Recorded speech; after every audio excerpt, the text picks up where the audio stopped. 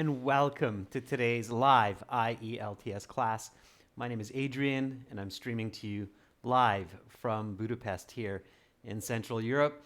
I hope everybody has had a great week and is looking forward to a fantastic weekend. In this class, we are looking at a Task 1 essay for the academic IELTS, and we will focus on a flowchart example. I will explain how to master the content and structure so you can get a band 9.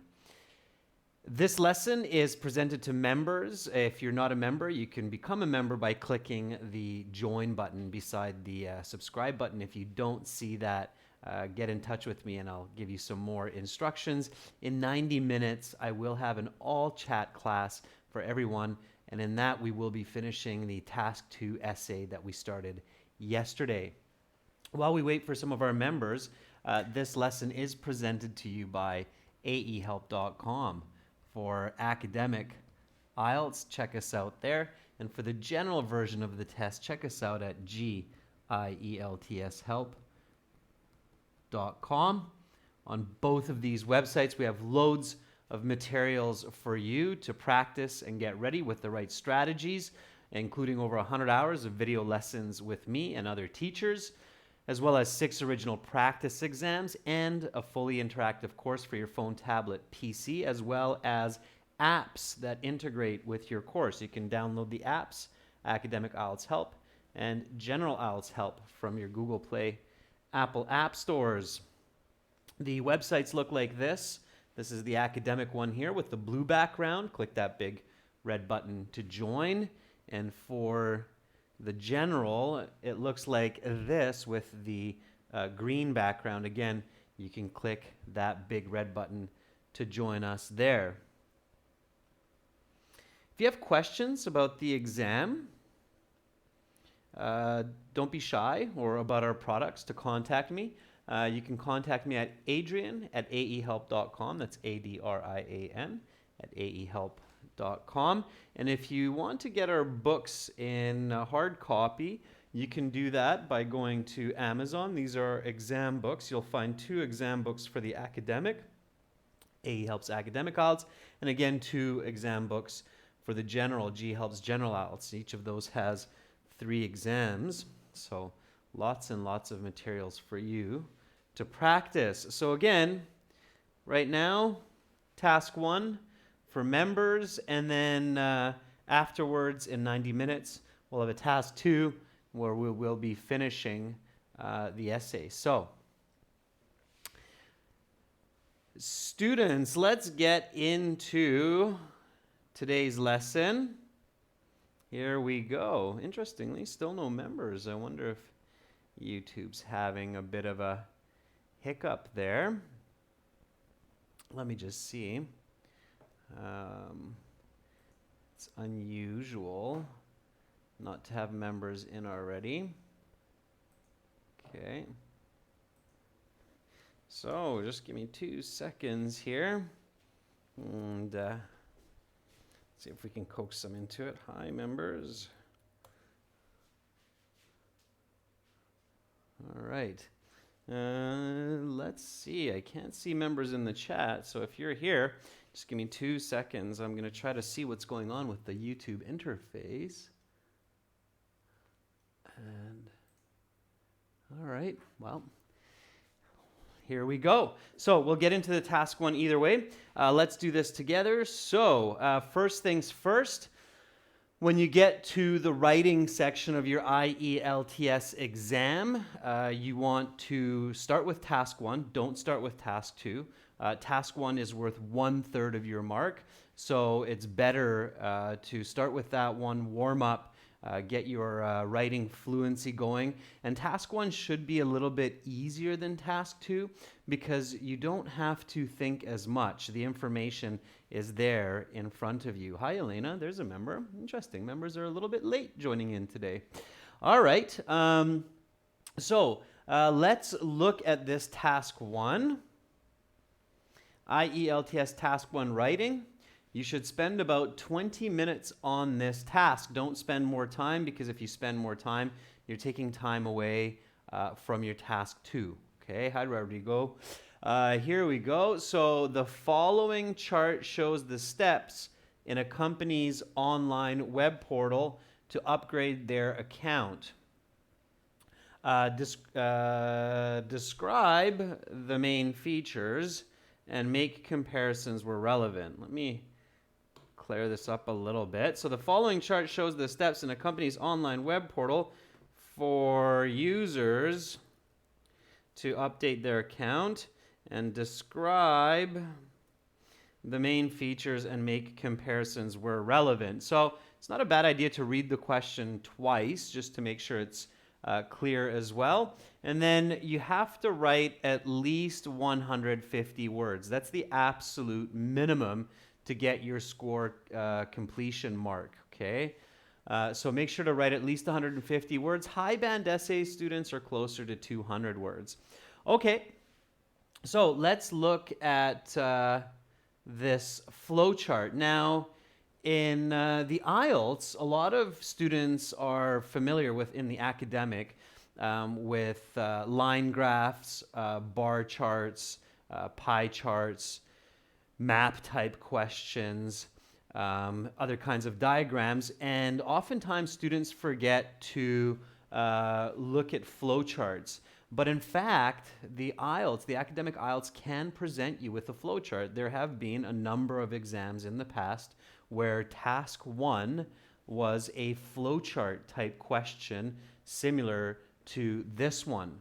So I highly, highly recommend academic IELTS students to practice at least 1 or 2 flowchart type questions as well. Okay? Yeah, Rodrigo, that's why. So I see a couple of you are surprised. Elena says, oh, it's a flowchart. And Rodrigo says, that's the first time I see a flowchart. It is. And again, I decided to do this class because I don't want you to be surprised or shocked if you're sitting for your IELTS exam and for your task 1, you get a flowchart. Okay? So here it is. All right. So we read the title of the chart, Account Update Login at Stanton Holdings. So that's the name of the company. And then here we have the steps for a user to update their login information. So there's the login page, login attempt, data processed. Is the user valid? No. The user gets a notice, takes them back to the login page, or yes. And then there's passwords valid, and so on. So we're looking at this, we see it. All right, we don't need to get too into it just yet. What we want to do is write the overview. So let's do that. For the overview, you should paraphrase the question and then, of course, add more details and describe the main feature, right? Most of you know this now. So overview, it's paraphrase the question with details plus the main features. Okay, so members, please do that now. So here's the question again. The following chart shows the steps in a company's online web portal for users to update their account. Describe the main features and make comparisons where relevant. Please paraphrase this. I'll show you what the flowchart looks like again. So here is the flowchart. Go ahead and start writing your sentences. I'll give you a few seconds head start, and then I'm going to do the same. Nice to see more members in the class now. That's fantastic. All right. So again, you want to kind of look at the number of steps that are involved.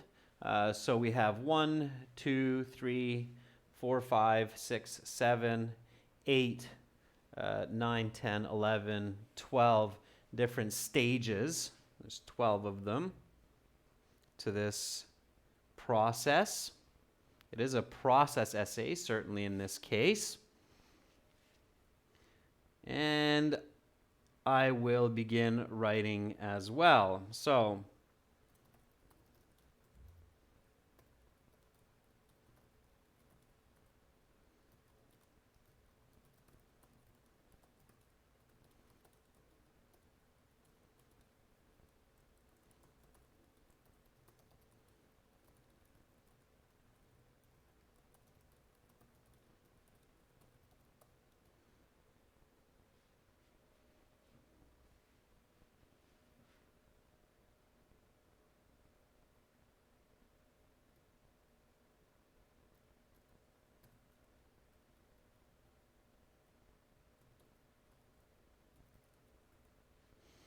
There's my first sentence. Let's see what you come up with. Notice the correction that I made with that missing subject, okay, or object. The flowchart shows the 12 possible steps taken by a user at Stanton Holdings website when updating their user account. And because it's a website, it's on the website, not at the website. It would be at the physical location. So again, review and always correct. Catch your mistakes, just like what I'm doing. All right. Preeti says, sir, there's no time scale given in this flowchart. Okay. Yeah, absolutely, Preeti. You can write in present tense. This is generally true for this website. So it's not locked to a specific time, so definitely use present tense. Good observation, Preeti. Yeah, notice how I'm also using present tense, Preeti. Elena says, the given flowchart shows the account features of Stanton Holdings Company, which involves 12 different steps. Yes, Elena, that's okay, but remember what's happening here is this is showing the steps to update the user account. Okay, so it's a web portal for users to update their account. All right, that's the goal of this web portal. So make sure you include that, Elena. That's important. All right, and ladies, gents, flowchart, we usually write it with a hyphen because flowchart becomes one concept. So flow hyphen chart. Okay. Rodrigo says the flowchart presents the 12 basic stages for logging in to an account and to its update. Okay, Rodrigo, a little bit of grammar. Let's have a look at that again. So the flowchart presents the 12 basic steps for logging in and updating a user's account on Stanton Holdings website. Okay, Rodrigo, just like with me, you made the same mistake. I did the same, so I won't blame you for it, but you have to remember that this is a website because Stanton Holdings is probably also a physical office. So we need to make clear for our reader that it's about a website that we're dealing with here, not their physical office, because you might have a user account at the physical office of Stanton Holdings as well. So clarity is very important, and that's why details are important, right? If we gave what you wrote, Rodrigo, or what I wrote initially to another person, they wouldn't know if we're talking about a website or a physical venue. So careful with that. Okay. All right. So now, what is the main feature? Okay. So what do we notice first? Let me know. Elena, Rodrigo, you already have your first sentence. So what is the main feature? What do we notice in this case? So what's the most observable part of this flowchart? Okay. What is the most observable? Tell me that. All right. Meanwhile, I'll take a look at a couple more of the first sentences. Preeti Yogi says the flowchart illustrates the various stages for users to update their profile at Stanton Holdings website or on Stanton Holdings website. Okay, and Preeti, you can be more specific. So state 12 if you see that it's 12 stages. Okay. Abhishek says the flowchart illustrates the 12 basic steps for updating the online account login at Stanton. It's not Stanford, Stanton Holdings. Yeah, when you're copying the names into your essay, make sure that you're accurate. So Stanford and Stanton would be two different names there. So careful. Your examiners, the markers, will catch even these small mistakes. So if you don't write the name correctly, they will catch that. Okay? All right. Rodrigo, absolutely like a process diagram. A flowchart is a type of process diagram. Okay. Yeah, so absolutely, Rodrigo. The most observable features, what are they? Okay. So what do you notice?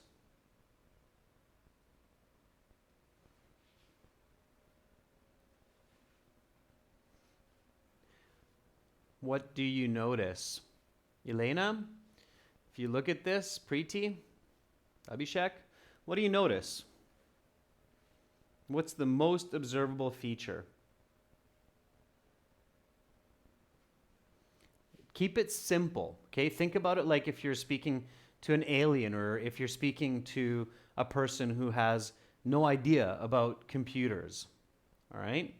So I'll start writing here. Let's see if you come up with the same concept or main feature as me, okay? So initially, it is evident that a user can end up with various results in this process depending on the information that they provide. Okay, just that. That's all you have to write. Okay, don't get lost in the details. So Preeti, looking at the login page, it's not so important. User validation, Abhishek, it's just a part of it, right? The most observable feature, if we look at this graph, is that you have different endpoints. So the user can end up back at the login page, or they may pass this stage and they might go to a landing page, or they might pass that stage and go to a rejection page, okay? Or they might get a password notice and go back to the login page. The idea is that the user in this page can end up here, can end up here, can end up here, or back here again, right? Because we have the arrows coming this way. So there's basically 4 different endpoints for the user depending on what they put in. So the most observable feature is that users can end up in a variety of different places on the website depending on the information that they input. For me, that's the most observable feature, okay? But I think that's the one your examiners will like to see in the essay as well. So Elena, you're close. So there's a decision-making process in this flowchart is absolutely right. And that decision-making process leads users to different endpoints, okay?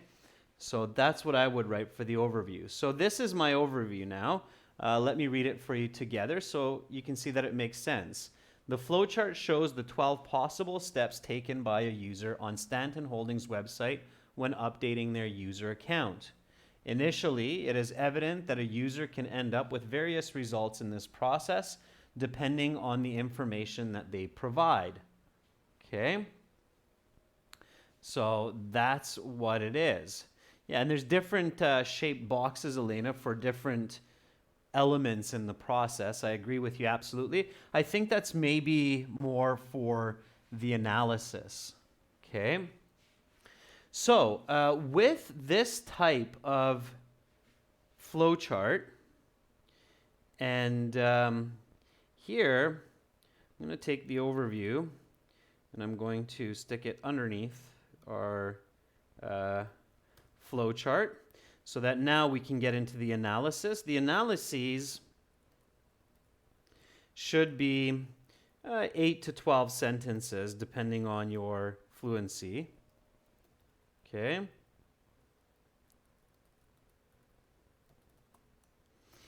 And with a flowchart, the good news is that these can be fairly easy to analyze, so that doesn't take much time, because really what you need to do is start with the starting point. The starting point is obviously the login page. Okay. From the login page, you need to watch the direction of the arrows. So here it's a login attempt. So obviously this is the first step here, and then the data is processed and the user is validated or not. So this is where the first step stops, and then the first step can either go there or there. So the user is valid no, the user is valid yes. So this is where our second stage of the process starts. Okay. And then again here, the process may continue in this direction if the password is not valid. If the password is valid, then it moves in this direction. Okay. Now, here, if the password is not valid, again, you may move in this direction if there are less than 3 attempts. Okay. And if there are more than 3 attempts, then it will go in this direction here. So this would be my number. This is number 3 here. Just going back a bit. This would be my number 4. And then this would be my number 5. And then this would be my number 6. Okay. So this is the nice part of flowcharts, that the actual analysis component is not too difficult. You just have to carefully follow the arrows. Okay. All right. Meanwhile, I see that Ruslan and Rodrigo have a little bit for the main features. So Ruslan says, overall, it can be seen that the user could be redirected to a certain page depending on the type of information that he or she provides, not provided with, but provides. Ruslan, be very careful, because what you wrote there is they're being provided, but it's the opposite. They provide the information, right? Like their password username. Okay. Rodrigo says, at first eye shot, it is noticeable that users can get some different pathways until they reach their main goal for updating their account. Using his is okay, Rodrigo. If we don't know if it's a he or a she, we will often use their. Their denotes both he and she. Okay? So you can use their, T-H-E-I-R. All right, students, you're looking good. I think you have the right idea. Is this clear? So what I did here, members, is this clear? With start point being the login page, making the login attempt, the data is processed, and then either the user is validated or not. Okay? And this would be, 1B here as well. Let's add that step in where if they're not validated. So does that make sense? These numbers that I wrote here for you are just arbitrary. So I wrote it as 1, 2, 3, 4, 5, 6. But really, it's up to you how many sentences you break this into. Of course, it depends on your connections, so what kind of connecting words you're using, and the grammar that you're using. Okay? So first, let's write our analysis for this part of the process where the user comes into the landing page, they attempt to log in, the data is processed, and then the user is either validated or not. Okay, so let's take this process first. Let me use a different color here. So let's take this part of this flowchart first. Okay, and again, you don't have to write this in one sentence. You might use 2, maybe even 3 sentences. What's most important is that it's clear. Okay. Elena, I see that you've included your main feature sentence. It is obvious that a user can have different paths from start position to end position depending upon the information entered. Okay, not flow lines. Elena, don't refer to the actual process diagram, but refer to what is being done, right? Abhishek, not by the deep analysis. Okay, we don't use that in English. So upon deeper analysis. Okay, Abhishek, please express that sentence in this way, otherwise you'll lose marks because it's unnatural. So like this, Abhishek, upon deeper analysis. Okay, so write it like this. Let me erase my scribble so you can see this a little bit clearer. Okay, so Abhishek, start like this. Upon deeper analysis. That's the more natural way to express what you're doing there, right? So upon deeper analysis, a user enters Stanton Holdings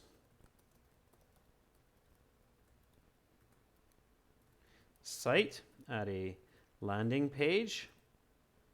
Okay, so far I'm here.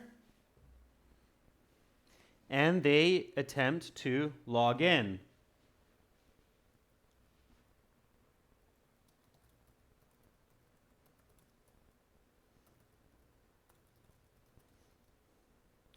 Okay. So Rodrigo, notice how instead of using he or she, I just use the word they. Okay.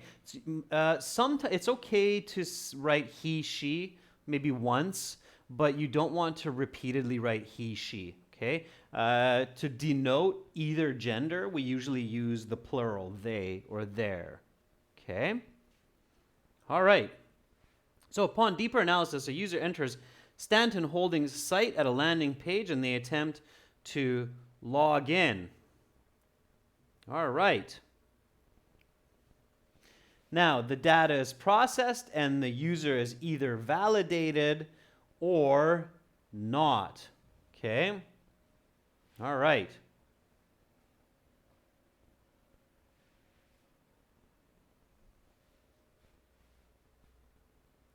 Which means their username probably, right?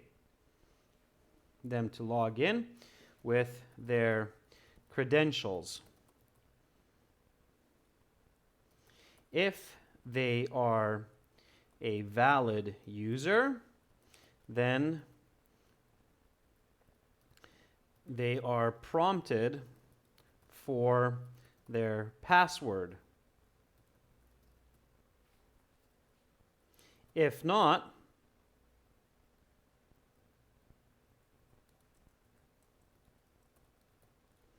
then they are redirected back to the landing page. Okay, so far I have that first step or that first flow of this flow chart. The login page, data processing to the user valid or not valid, coming back or going forward to the password entry. Okay, so that's what I have so far. And notice how I didn't stress about it. I used 3 different sentences. Upon deeper analysis, a user enters Stanton Holdings site at a landing page and they attempt to log in with their credentials. If they are a valid user, then they are prompted for their password. If not, then they are redirected back to the login landing page. 3 sentences, it makes sense, it's clear for your reader. Okay, let's see what you have. All right, Abhishek says, with deeper analysis, the person starts from the login page and inputs information whereby the data will be processed and the user is validated. Notice the big difference, Abhishek, between what I said and what you wrote. You're using the future participle will. So you write the person will start, the person will be valid. Don't do that. Okay, Preeti made a very good point that there's no time here. This is just the general process. So don't use past or future in this case, students. Stick to the present, okay? Because this is the general procedure for the website, this flow chart. All right. Elena says, at the beginning, the user attempts to log in, and after processing the data, the program makes the decision about the validity of the user. A valid user can move further. However, an invalid user is redirected to the main page. Elena, very good. Thumbs up. You've wrote it very differently from me, but it works really well. It's clear. A couple of slight corrections there with the grammar, but overall very good, Elena. Nice work. Okay. Rodrigo says, firstly, the user accesses the login page and tries to log into the website, whereby their data is processed. Students, the word data is plural. Okay, so here's a quick tip. Even many native speakers don't know this, but the word data is plural. Data is plural. Okay, singular, if I remember my statistics class accurately, is datum.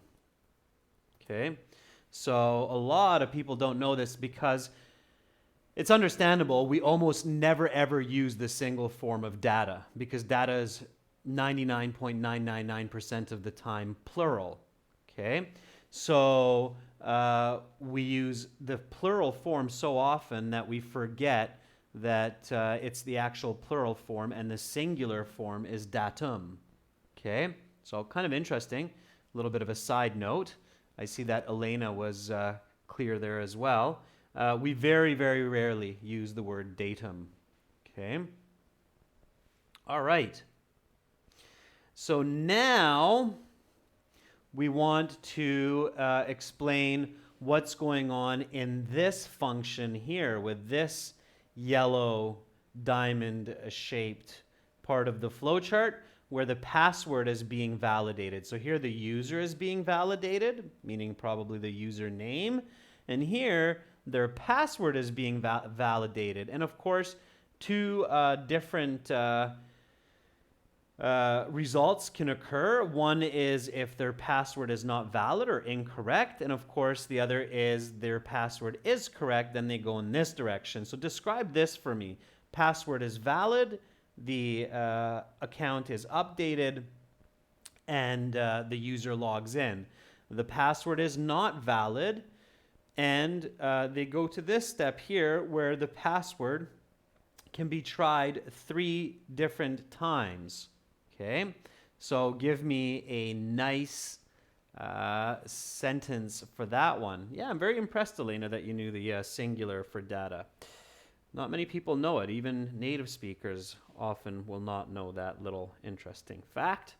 So let's do this now, this next step. Okay.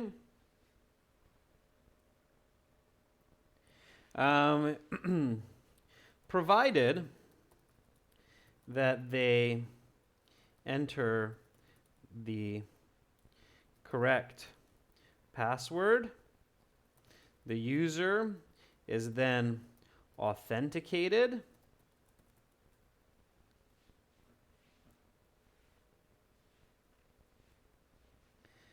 Their account is updated and they get redirected to another landing page. Okay, so here I'm describing this process here. Now notice that here you have the word yes.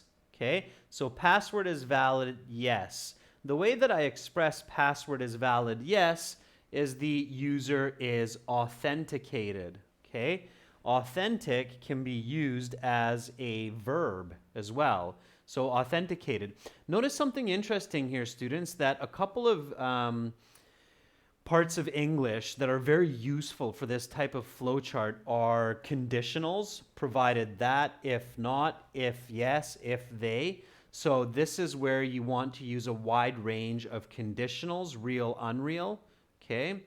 And this is where you can use a lot of correlative conjunctions like either or, neither, nor, whether, or. These become very, very useful for this type of chart. Okay, so I'm going to give you a little bit of a note on that while our students come up with some of their own sentences. So for flowchart or process types of diagrams,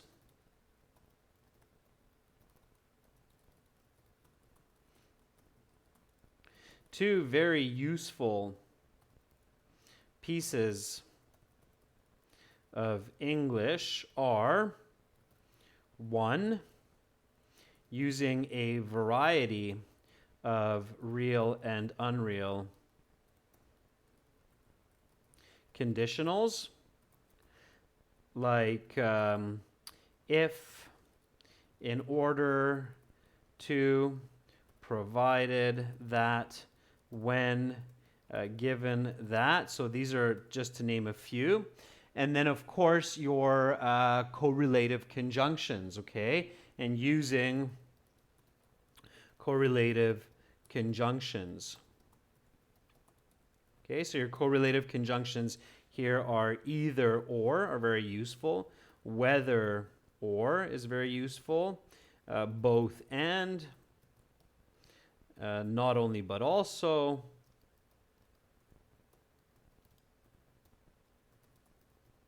Okay. And both and. Okay, we've got those. Either or, whether or, neither nor is a useful one as well. So keep these in mind. As soon as you see that your task 1 question is a flowchart or a process diagram, immediately you should go, aha, oh yeah, conditionals and correlative conjunctions. These will help my essay. These will help my band score. Okay. All right. Let's jump back to the diagram so we can observe it while I see how you described it. Elena says in the next stage, for the valid user, the program prompts for a password. And if the user enters the correct password, the user is then redirected to another web page and his or her account is updated. Okay. Good, Elena. I made some corrections there. Again, go back and listen to how I corrected what you wrote, but very, very close, Elena. Elena continues with, conversely, invalid attempts end up with an invalid password notification.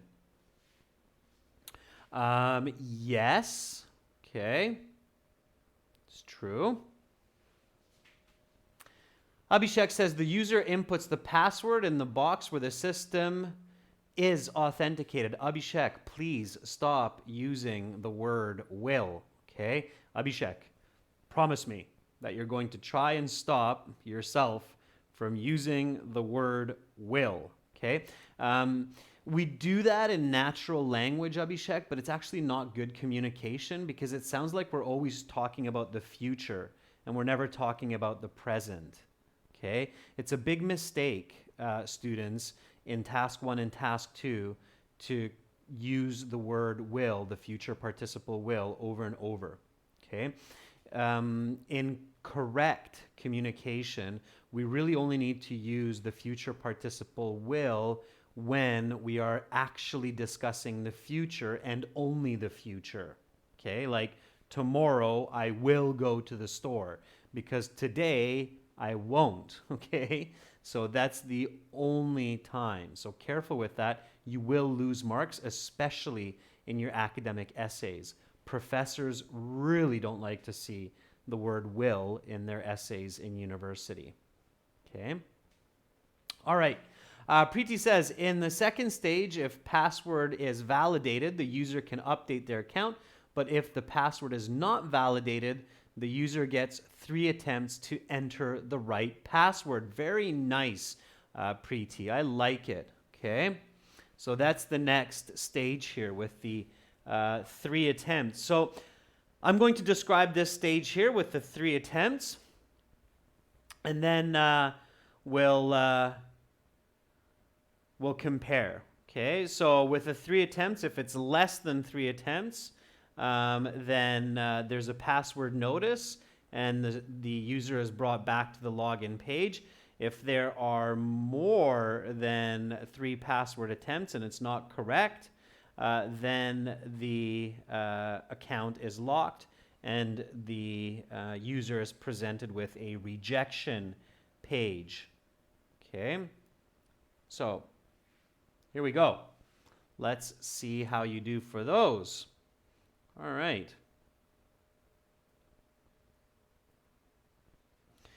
So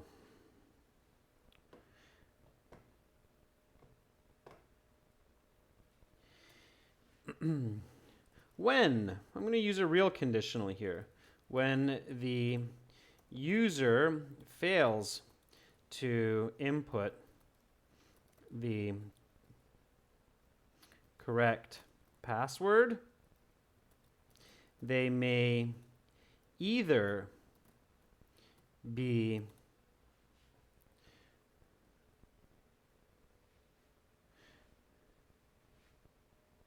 their account may either be locked, right? So they may either be locked out of the system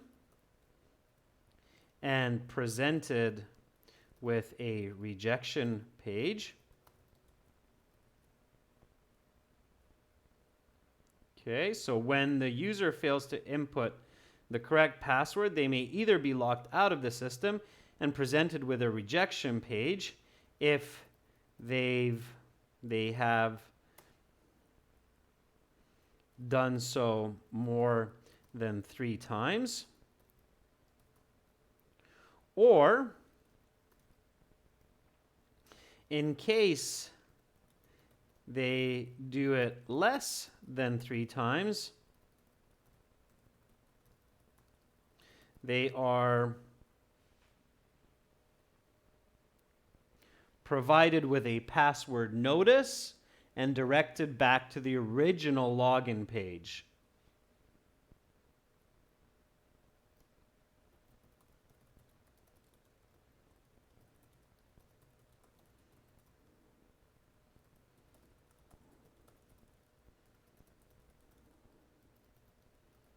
All right, let me make sure that makes sense. Always review your sentences, okay? So, when the user fails to input the correct password, they may either be locked out of, let's make sure I have the right punctuation here, comma, after my dependent clause. So, when the user fails to input the correct password, they may either be locked out of the system and presented with a rejection page if they have done so more than 3 times, or in case they do it less than 3 times, they are presented with a password notice and redirected back to the original login page. Cool. Let's see what you have. So far, I think we're doing okay. Let's see. Preeti says, in the second stage, if a person is validated, the user can then update their account, but if the password is not validated, the user gets 3 attempts. Yeah, I read that before, and that was good, Preeti. You're moving into that next stage. Rodrigo says, secondly, users have their password checked, which, if it is wrong, they can type it again up to 3 times. If the password remains wrong after all attempts, they receive a notice and must restart again from the beginning. If the password is correct, they are able to update their account as they reach the landing page. I don't think that's what's happening here, Rodrigo. So I don't think they actually reach the landing page in this case. So this is saying that if the password is incorrect greater than 3 times, then their account is locked and they get a rejection page. If their password, if they don't enter it 3 times incorrectly, they can get a password notice. I think that's something, this is just my guess, but I think that's something like change password or get password sent to my email account or address. And then in that case, they're taken back to the original login page so that they start the login process again. I think that's what's happening here. Yeah, Rodrigo, definitely you want to review that and adjust it, okay? Preeti says, in the next stage of the process, if the user fails to enter the accurate password in less than 3 attempts, either their account is locked or they're redirected to the login page. Preeti, they're not redirected if it's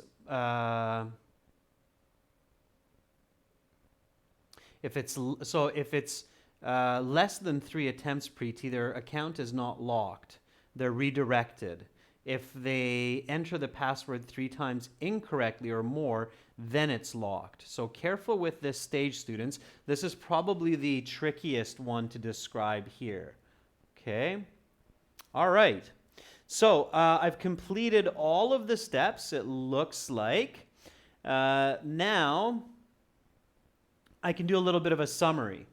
All right? So let me do this summary here. What do I learn from this flowchart? That's what decides the summary. Okay? And yes, students, it is a good idea to do a summary even with an overview. I've noticed a lot of students online chatting about the fact that if you have a good overview, you don't need a summary.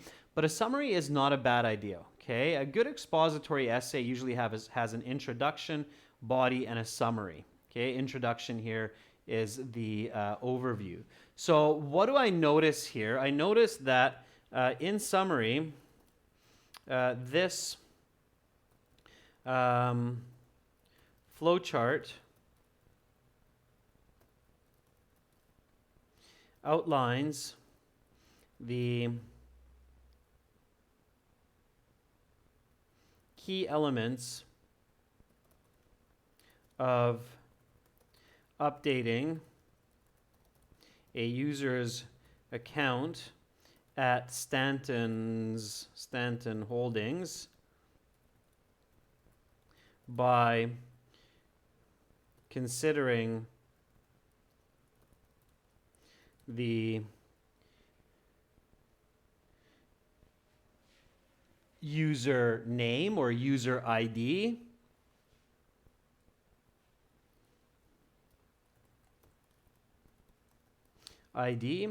and password, as well as the way the password or the number of times